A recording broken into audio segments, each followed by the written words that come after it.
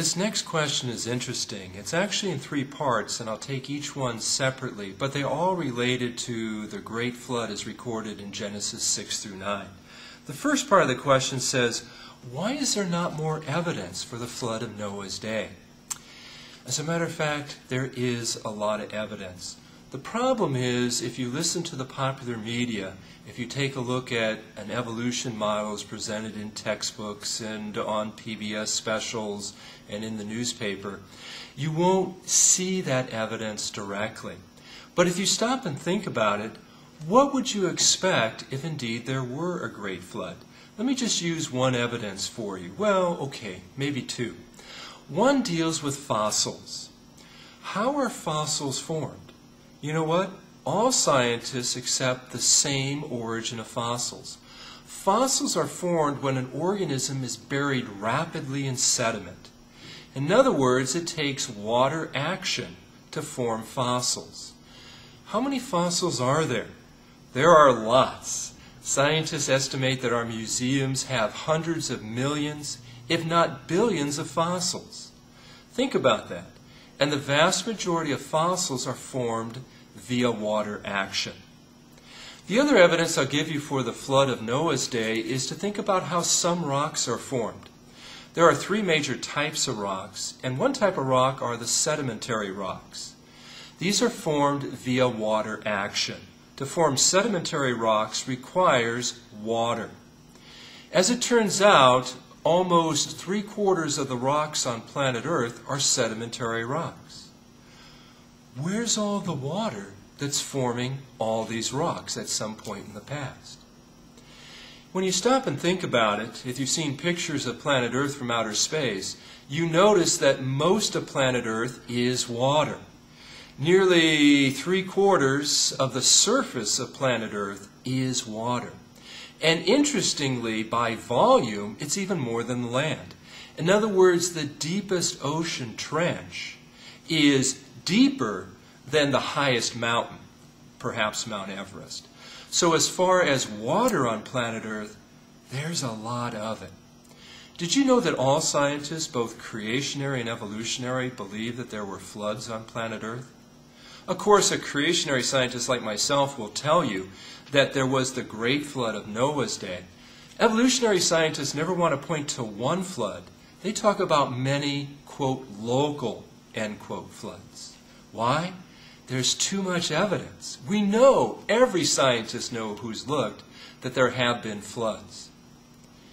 An interesting side note to this is many evolutionary scientists will tell you there was a global flood.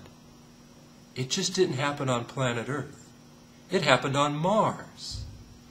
Scientists are willing to believe that there was a global flood on Mars. Why? Because of the evidence. We see some erosionary characteristics on plains and rocks of Mars that suggest water action. But yet, you might wonder, is there any water on Mars? No liquid water that we're aware of. So how in the world could you believe there was a flood on Mars, which may have happened, but at the same time deny all the evidence of a flood on planet Earth? If you think about fossils, we've got billions of fossils. They're in rock layer that was laid down by water. We find them everywhere on planet Earth. That seems to be strong evidence for the flood of Noah's day. Now we need to go on a little bit with this questioning. Okay, so if only Noah's family survived the flood, and that's what the biblical text says, and Peter in the New Testament reiterates that, saying only 8 people survived, Noah, his wife, Noah's 3 sons and their wives. If those are the only people saved, then doesn't that mean after they left the ark that close relatives need to marry each other to continue human beings and population on planet Earth? The answer is yes. Now, it is surprising, and I know nobody wants to marry their brother or sister today, but what you have to realize is this is no different than after the original creation. Adam and Eve had children. As a matter of fact, Jewish tradition indicates that they had more than 70 children. And that's also what Martin Luther believed, by the way. Adam and Eve had many children, and their children needed to marry, each brother and sister needed to marry. You're saying, well, there's laws against that. As a matter of fact, God's prohibition against marrying a close relative didn't occur until the time of Leviticus. Before that, there was no law prohibiting it. The reason it could work for Adam and Eve and also work for Noah and his family, and I'm not suggesting it today, is a concept known as genetic burden. See, originally Adam and Eve were perfect. Their offspring were fairly perfect also, although somewhat corrupted by sin now. And as you go through the generations, you start to develop what scientists call genetic load or genetic burden. The reason that we don't want close relatives marrying today is because there'll be some genetic defects. Your father and mother each had some genetic defects. The nice thing, though, because of the recombination of DNA, many of those defects are masked. If your father and mother were close relative, we may not be able to mask those defects, and then children will be born with some problems, to be sure. So, is that what happened after the flood? Did Noah's offspring, did they marry close relatives? They did. The third part of the question is, well, if that's so, then how do we have all these vast differences in the races today? One thing to realize is the idea of race is not a biblical term. The Apostle Paul talks about one race, the human race. Paul mentions that God made of one blood all people on planet Earth. So race is kind of a human idea. Human beings are all very similar, right? We're all human beings. But yet at the same time it's true. Some people have a darker skin, other people have a lighter skin, and lots of other different characteristics. But did you know, for example, skin color? That's caused by a single genetic marker. The protein is melanin. As it turns out, some people have more melanin and some people have less melanin. What happens after the flood is certain groups of people naturally get together. It's not that people are trying to stay away from other people, but just people with like characteristics might naturally gravitate together. You can imagine that some people that had lighter skin, if you're a lighter skinned person, you might want to marry another person more similar to you, like lighter skin. After a while then, this population which moves away and becomes isolated and develops as a society in a region, they suddenly just keep that particular characteristic. Another population, they're isolated, they move someplace else, the society develops, but they congregated towards more dark-skinned people. Over time, just because of genetics, you will then have the population developing a darker skin versus a lighter skin. But even today, there have been cases where a dark-skinned father and a light-skinned mother or vice versa have married, and their offspring have been either a middle skin tone, sometimes very dark, or sometimes very light.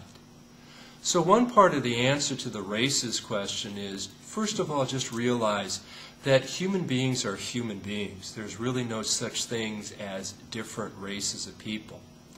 But it also makes sense that people with similar characteristics might want to stay together.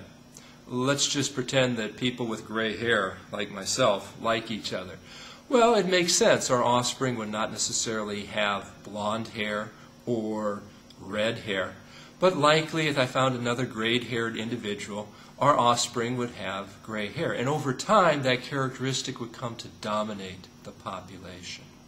Let me give you an analogy that might be helpful to understand the different races of human beings. Think about different dog breeds. Originally, when God created, He created distinct kinds. So He created a dog kind.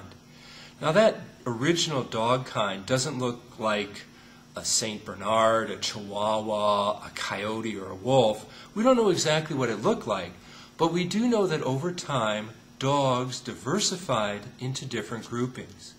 You know, we can see that today when we think about breeders. Historically, folks have bred dogs for certain traits or characteristics. So today we have collies with certain traits and characteristics. We have huskies, certain traits and characteristics. And we have all the different breeds of dogs, from poodles to chihuahuas, that we're very familiar with. That's similar, perhaps, to what may have happened with the different people groups on planet Earth. If you think about it, once the population gets together and maybe becomes isolated, if you just have poodles, your offsprings are going to be poodles. But thinking back to originally the human beings with great genetic potential and diversity, if you take two mutts and they have offspring, you don't know what they're going to look like.